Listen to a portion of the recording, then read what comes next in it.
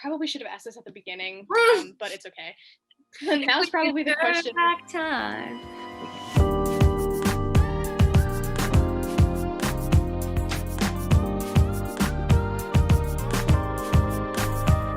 Hello, Jade. Good morning. Good morning. So much for interviewing with me. For those who don't know Jade, our audience watching, Jade is the founder of a nonprofit called Entertainment for Change, which I'm also a part of, which I'm so lucky to be a part of, interning. And she's so inspiring, and every time I think of how she just went and started a nonprofit, I'm just like blown away. So I thought she would be the perfect person to interview for this. And starting you off with some heartwarming. And also, so Entertainment for Change is a nonprofit that allows it helps kids use the arts for activism is the main focus, and they do that via the framework of the United Nations Sustainable Development Goals, which are basically a bunch of goals.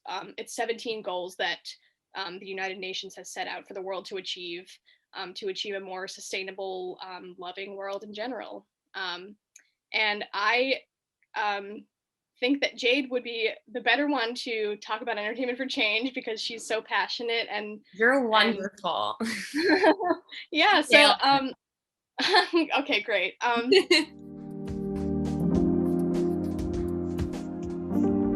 Yes, yeah, okay. I have a few different questions that I want to ask. So, and I feel like if I ask the general, like, what is Entertainment for Change? Like, they'll all be answered at once. So I guess I would start out with before Entertainment for Change, prior. How did you connect with art growing up? Like, was there a specific favorite piece of art or artistic experience? First of all, thank you for having me, Natalie, in our little Zoom session. I'm very grateful to be interviewed by you. When I was growing up, I always tell this story of like growing up in Boca Raton, Florida, and I grew up with like surrounded by my grandparents and you know, there were old folks homes that we engaged with when I was in this musical theater troupe in high school. I was like the quintessential theater kid. And we were performing at all these old folks homes, and I was just experiencing, as cheesy as it might be, like this very profound connection between myself singing for these people who just wanted to listen to music and experience the music and experience the joy that art brought them, even with just no ego attached, with no like performance quality. We were all in just black clothes and showed up like 9 a.m, and they were just smiling and so happy. And so when I was growing up, even though that was still me growing up, pre-high school, my uncle actually wrote Cabaret the musical and She Loves Me the musical. So I was like very immersed in the theater when I was growing up. And my grandma has been, my grandma had like, and still does, has the biggest playbill collection I've ever seen in my life. So when I would go to her house every Monday, I would just be immersed by this collection and the stories that she would tell me. And so theater was my blood, literally speaking. And my mom has always been very creative. So she's an entrepreneur, and there's a lot of parallels there in why I do what I do now. But specifically with art, a creative experience that I had that really hit home for me was honestly just dancing and singing with my family growing up. I mean, because my mom's side of the family, it was the theater bug. And then my dad's side of the family, we would blast Stevie Wonder. We would blast India Arie, like very soulful music. And just like be dancing all the time. And it just, art just gave that sense of unity for me at such an early age, that, and such like unconditional love. It just brought out the best in me, that I think that spark was always inside me. Also, I was obsessed with the Wizard of Oz and wanted to be Dorothy when I grew up, so that's like part of, you know, my journey. Oh yeah, right. I remember when I was watching that YouTube video you made. I remember you saying that. Yeah. You wanted to be Dorothy when you grew up. That's just so wholesome. That's like such a that I feel like that's such a quintessential artist experience. Like I was inspired just by living, you know? Yeah. I I That's just what walked outside. Yeah, I mean, like, you know, when I was little, when I watched these movie musicals, but specifically Wizard of Oz, I was, I was like infatuated with the beauty of the Wizard of Oz and bringing this fantasy life to life on the screen, that I just, and then I played the Wicked Witch when I was 8. So I like kind of lived out my childhood dream, but but yeah, no, it's very, very pure. yes, definitely. I agree.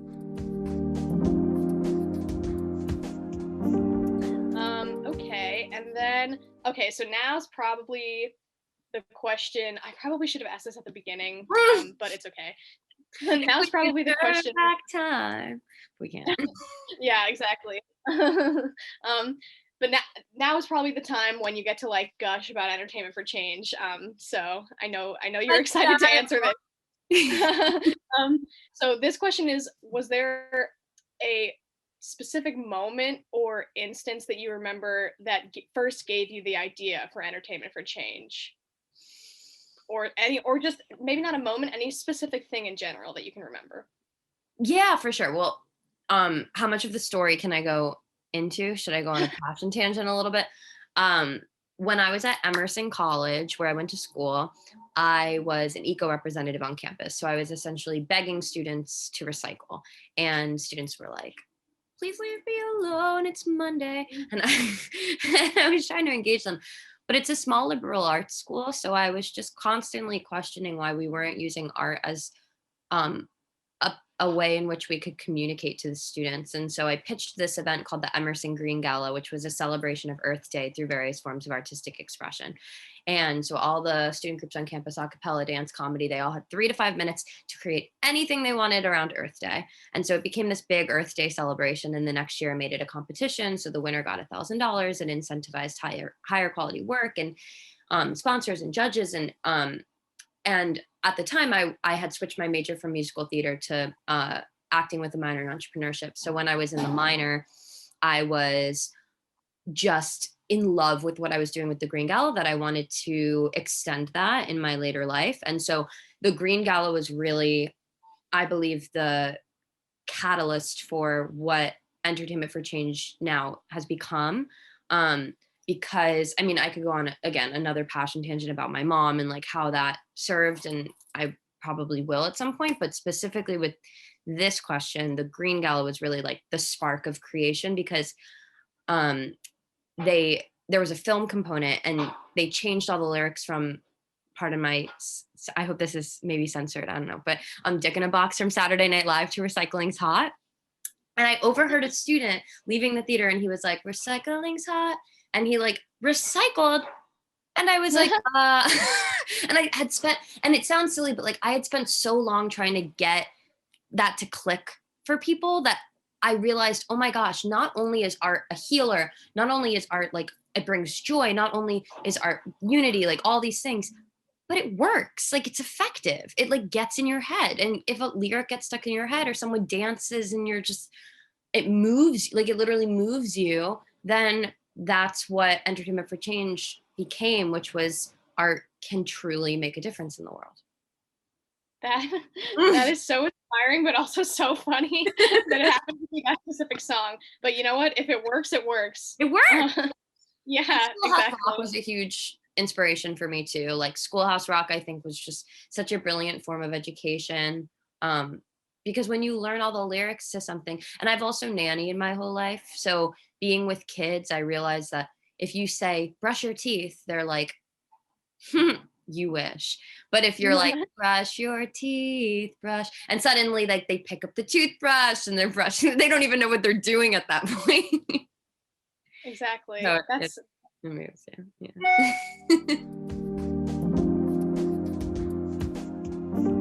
that actually is sort of similar to what I was going to ask next. I'm going to try and let you go on like all the tangents because I want people to hear. But the next question was going to be sort of about your experiences with kids. Like you kind of just explained it, but were there like very, not very, but like sort of specific experiences that you had with kids that made you realize like just how they view the world and that you needed to uplift their voice and this view? Oh, yes. Every day. Like I spend so much time with kids of all ages, and specifically how they see the world, especially before you hit like the 13-year-old age range, and middle school, and when you start to kind of become aware of your place within group settings and society and social standards and things of that nature, you just pretending I'm 8. You see the world, or like an 8-year-old would see the world as a possibility, just period, of like they don't have they have a little self-awareness, and sometimes you come across an old soul, but really you're working with little humans that don't have enough life experience to have comparison, or like their past, because when you think about your past, a lot of the time it's you're looking at your childhood in your adult life, obviously. So when you're a kid, you're not looking at the past, you're just being in the present. And that's so much of what we, I think, strive to do as adults, which is just, you know back up from thinking so heavily into what the future is going to look like and what the past is going to look like. We didn't know a global pandemic was going to happen. Nobody could have predicted that. So it's like, in 2 years I'm going to do exactly this, and I'm going to be married to that. And it's like, all right, well, you might be in for a divorce because things could change in 2 years, like a lot. So when you're a kid, you're not really thinking about that stuff. Like the only time you're thinking about it is when an adult is like, what are you going to be when you grow up? And they're like, I'm 8. But it's inspiring to see an 8-year-old with action and passion and purpose and some capacity of accountability. But there's got to be a balance of freedom with that, because when you're a kid, it's like you see the world with just open eyes and open-minded possibility, love, just. And the thing lastly that I'll say is like, this generation specifically under us amazes me, and this because we work on it together with the ambassador program. Like these kids just want this fluidity, like this experience of fluidity. They genuinely, I believe, are seeing the world with love, and when they're seeing the world with love, they're acting with love. So now they're like, you don't agree with me, okay, that's okay, let's talk about it, I understand. Like they're so willing to just come at everything with love. So I think keeping that alive in kids is so so so so so important. Did I answer your question? Yeah. Yes, thank you. 100%. Okay.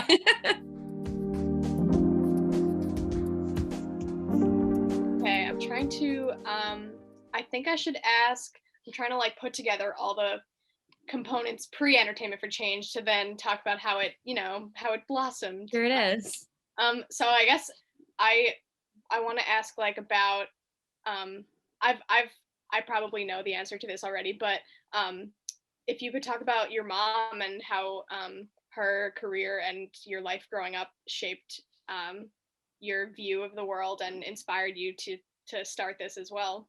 Yeah, my mom my mom started the largest health institute in the country in the 90s, the year I was born. And she's always like, that was such a solid moment. And I was like, what about me? I'm just kidding. No, it was a good year for her, obviously, or hopefully, I don't know. I'll ask her. But she started this health institute. So I grew up, like the weird vegan kid, honestly. And like the hippy dippy child in Boca Raton, Florida, that was just meditating and eating all this food that nobody knew what it was, tofu chicken nuggets and seaweed chips. Um, and my mom was, doing Buddhism, and so just this conscious awareness of two things. One, so my mom went from food to fashion. So she trademarked eco fashion in the 90s and had been working in sustainable fashion since this day. So instead of being on the board of the PTA, she was on the board of the Organic Trade Association when I was little. And I was like, okay, cool. And I was surrounded by the founders of like, I know, I was surrounded by like these founders of Whole Foods and Samazon and Guayaki and like all these new natural products and brands. And so that was just my whole world growing up. Um and my mom was fighting against the world to say sustainable fashion was important, because up until this point sustainable fashion really wasn't looked at. um you know Obviously organic food started coming into the picture a couple years ago, and even mindfulness is like happening more proactively right now. But when I was growing up, not to be like, oh, when I was growing up, it wasn't here, which, because it makes me so happy that it's here. But really, this stuff wasn't talked about. And so, people would often say, you can you like smoke your clothing? Like, I don't understand what's happening. And my mom was just like, no, it affects farmer welfare. It affects, your skin is your largest organ. Like, all of these things matter, and it matters to the environment. And just looking at sustainable fashion, um, from the lens of we need to do something about the planet. And so that shaped my whole life, because I was just always engaged with some capacity of environmental awareness as a kid. So I just literally loved the planet as a kid. I was just constantly questioning why we weren't loving our mother, quote unquote. Um and so when I started Entertainment for Change, one, it's cute because it's EFC, and my mom's company, the overarching company of all of her smaller brands, is Eco Fashion Corp. So they're both EFC. But I trademarked my first. That's okay, mom. But just she she gifted me the the creative pursuit of purpose, because like purpose is something that I think everybody wants and seeks and deserves in life. And I think when you're trying really hard to like figure out your purpose is when it becomes frustrating, and it becomes like confusing, and if anything debilitating, instead of exciting and creative and fun. And I think my mom, like watching my mom my whole life, I was just constantly amazed by her pursuit of that purpose of like, I love fashion, I love sustainability, and I love life. And she just did everything from that lens. And then her purpose came through that. So I think for me, like I just always loved the arts. I loved the environment. I love kids. And then it just kind of, taking action towards that love. That's awesome. Definitely having that purpose is so incredibly important, because you can't just want to go out and do something. You kind of have to know, in order for anything to, to fully take flight, because there's so many things. There's so many things. I think it's also, we do things, again, not to go on passion tangent number 73. Yeah. but No, but go on your passion tangent if you want. okay, Natalie. If you say so. I think, or I believe that a lot of the time, and including myself, I am guilty of this. We do things unintentionally, and we do things subconsciously. And it's a lot of work mentally and spiritually, and sometimes physically, to do things, and physically to do things with intention, like to do everything with intention. And I think that's what consciousness is, of like doing things with intention. So you're right. It's very much, when you go out in the world and you're like, I'm going to change the world, things might not manifest or happen quite frequently because you don't actually know directly what you're influencing, how you're influencing. That's why big social media platforms and big influencers should be looking at the intention behind every post that they make. And they may or may not, and they don't have to, but when they do, they're probably going to have more mindful reaction, or not reaction, mindful response to what they're doing. Same with the world. Like if you go out and you say, I want to change this, or my purpose is this, you're going to probably have more effect because you're clearly communicating that said thing, and someone is going to respond to that rather than react to like this sporadic.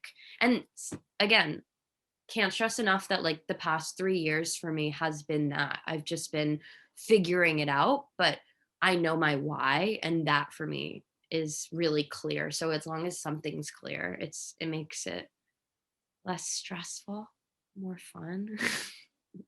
Definitely. Yeah.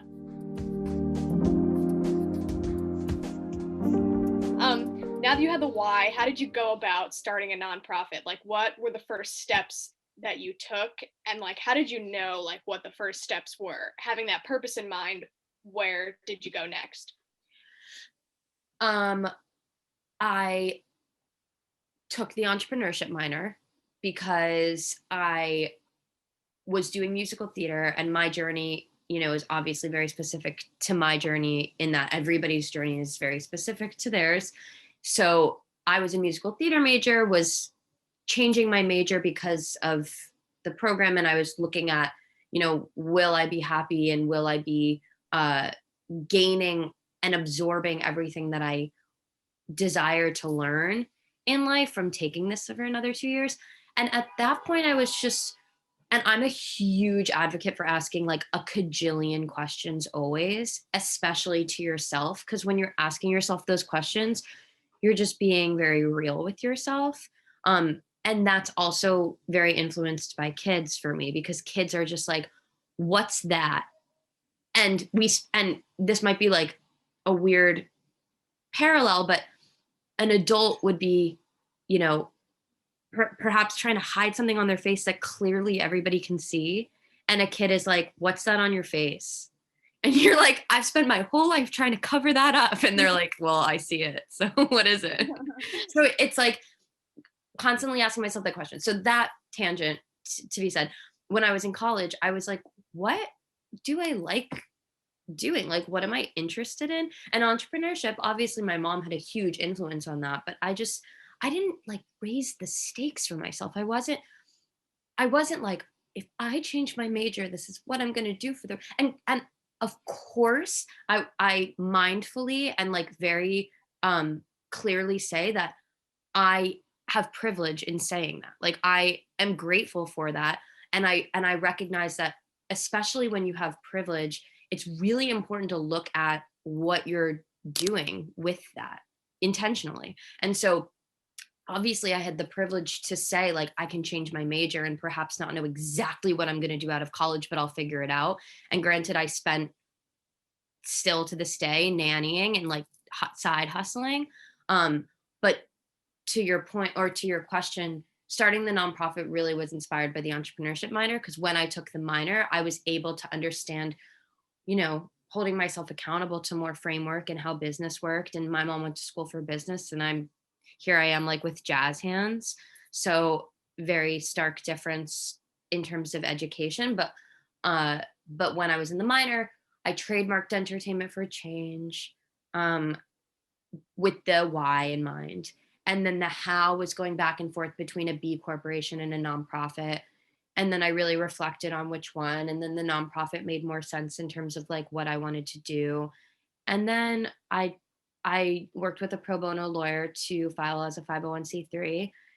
And I mean, I joke to the team, to Alaska and Jenna and Julian and Anne, like quite often, very transparently, I walked out of college almost with like a baby in hand. And I was like, I don't know how to raise a kid, but all right. Like, and I think last parallel, parents don't know what they're doing when the kid comes. You can read a million books, right? Like you can literally study and question everything, and be hard on yourself in the process if you so choose. But at the end of the day, there's no like perfect way to do anything. And as long as you know, like when the kid is hungry, you should probably feed it, you know, same with the nonprofit. Of course, there's more layer to it, but it's like, as long as you know the fundamentals and the baseline of what you need to hold yourself accountable to, then there's room to play. I don't think um, I knew what I was doing 4 years ago at all. But I filed for a 501c3. Perfect. And here we are. um,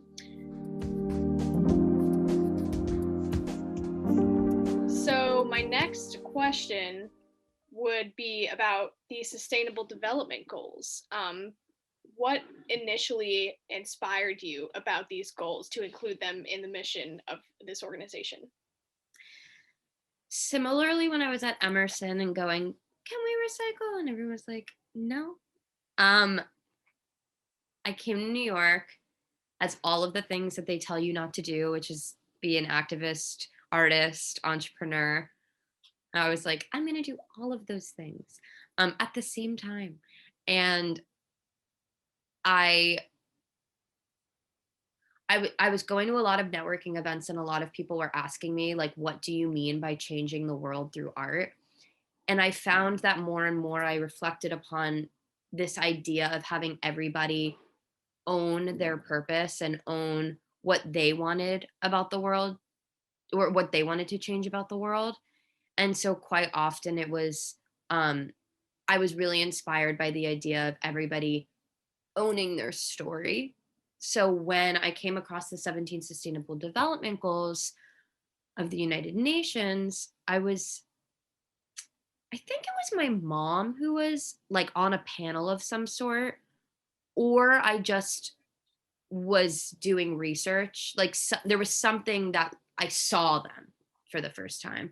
But my mom was pretty active in and still is in that world because she's in sustainable fashion. So quite often she's asked to do things for climate action and responsible consumption and things of that nature. And so I just was like, oh my gosh, look how pretty these goals are.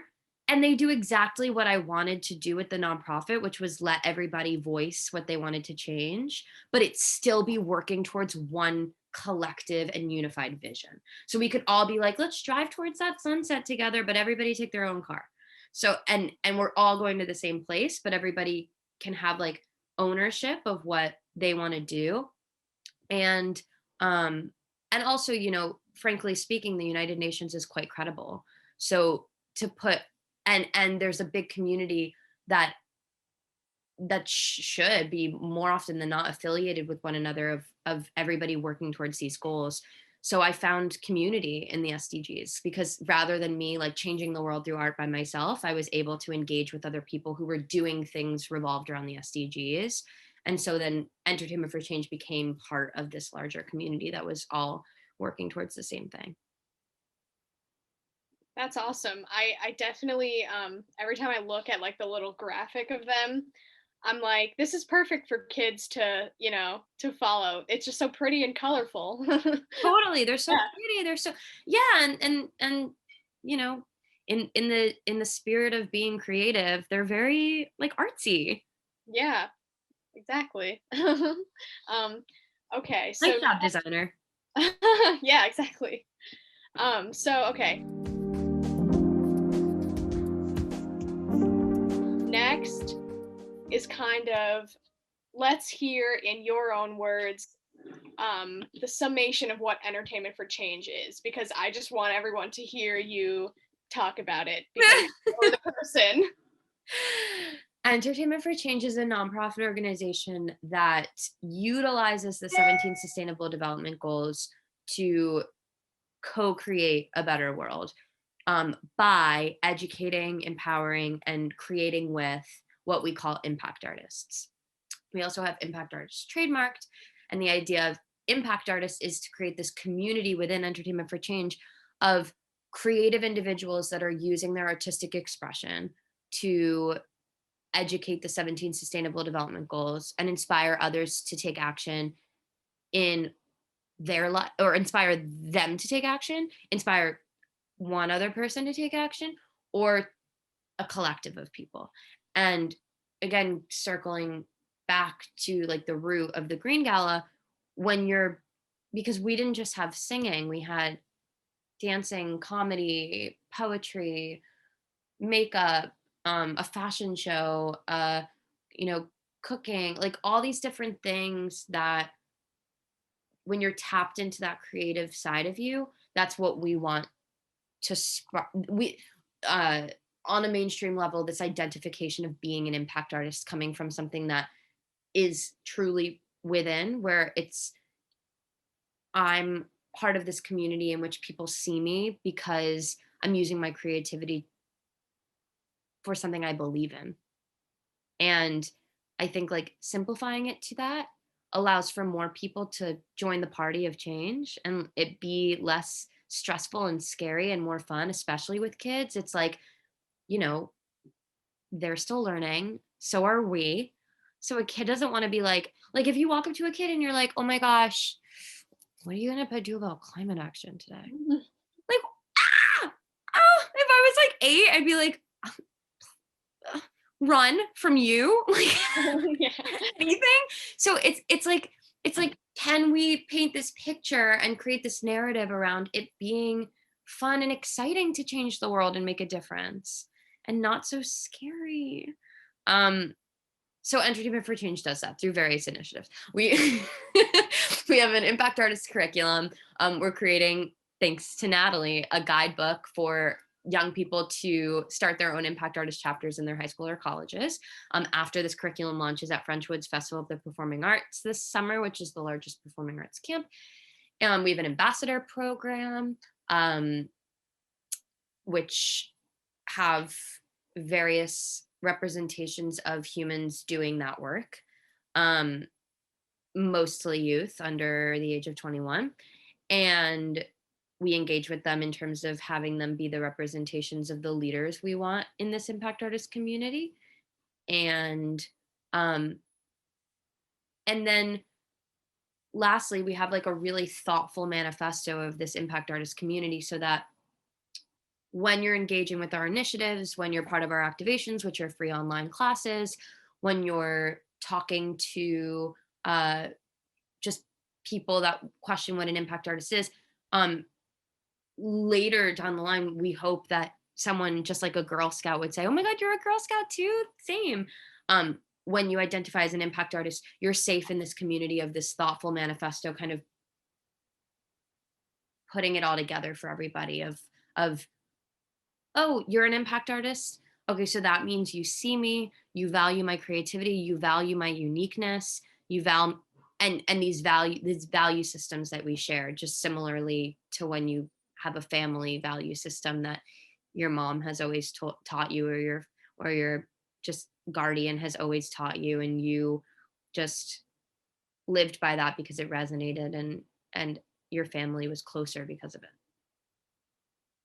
Well, great. Now that everyone's heard from Jade's complete insider perspective of what Entertainment for Change is, I just had to ask that question because I think that your passion about everything, but also about this, needs to be heard by the world. So thank you for sharing. Oh, thank your you. passion. Yeah, passion is just an uncontrollable emotion, according to dictionary.com. And I love that. That's exactly. I'm just like, I love Entertainment for a Change. Yeah.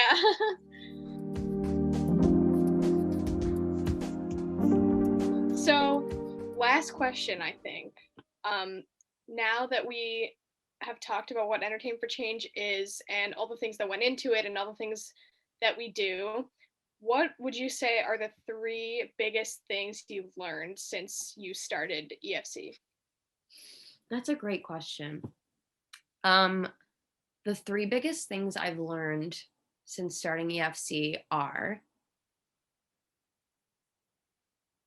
patience is a virtue, and patience is something that we don't like as humans. It's like, why am I not doing this yesterday? And it's like, because it was yesterday. it was a hot second ago. So patience with yourself, patience with other people, patience with your thoughts, patience with just kids, patience with everything. Um, the second thing I've learned is accountability and consistency, because I'm such a creative that it's easy to use that as my excuse. And I learned that everything in life is balance. So at the end of the day, the more you deny the other thing that exists, regardless of whether or not you want it to, the more you're fighting against yourself. And at that point, it's like you're not willing to learn and grow. Even if one is like myself, speaking for myself, I love learning and I love growing. I'm not actually allowing myself to learn and grow if I'm not holding myself accountable to the things that I'm not doing as best as I could be doing. Um, and the third thing is, well, kids are amazing, but I already talked about that. I think um, everybody's creative,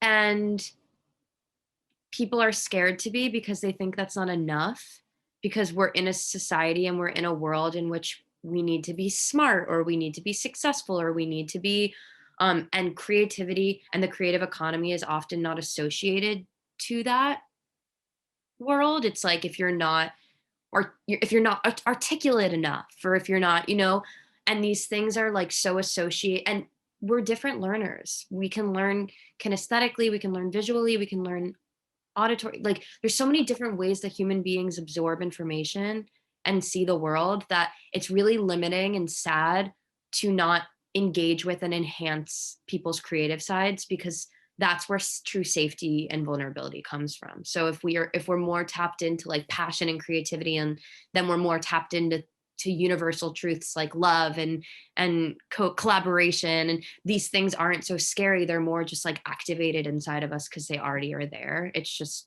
the world doesn't want to engage with it sometimes, and that's sad, but it's hopeful. So we're fine. Everything's fine. That's a perfect message to end on. Everything's fine. um, well, thank you so much for doing this interview with me. Everyone, this is Jade Zaroff, founder of Entertainment for Change, once again. Any closing remarks? Just lead with love. Do what you love. You can't go wrong when you do that. So, and that includes yourself waking up and being like, I don't love myself when I do this. So then don't do that thing anymore. And it's easier said than done, of course, because behavior, and I won't do that tangent. But Natalie, you're amazing, and I'm so grateful to be collaborating with you too. So of course it was a pleasure. Oh, well, thank you so much. This has been an absolute pleasure. And I think everyone at Hunter College or in general who watches this is going to gain valuable information on many fronts. So thank you so much. Of course. Thanks, Natalie.